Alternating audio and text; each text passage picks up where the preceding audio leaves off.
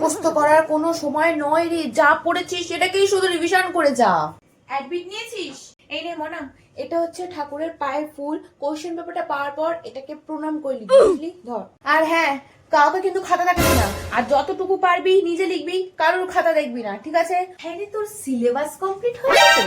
পরীক্ষা শুরু হওয়ার আগে কিন্তু রোল নাম্বার নামটা ঠিকঠাক করে লিখবি। টিভি আর ফোন ঘাটতে ঘাটতে পড়াশোনাটাকে একদম লাটে তুলে দিয়েছে একটা জানোয়ার। আরে পরীক্ষার আগে এরকম একটু মনে হয় যে সব ভুলে ভুলে যাচ্ছি, কোশ্চেন পেপারটা হাতে পাওয়ার পর দেখবি সব মনে পড়ে আছে। চল চল, দেরি করিস না তো। বাবা, মেয়ের পরীক্ষা, আমার কেন শরীর খারাপ লাগছে গো। তাড়াতাড়ি চ, গিয়ে আগে ঠাকুরকে প্রণাম করে নে, চ।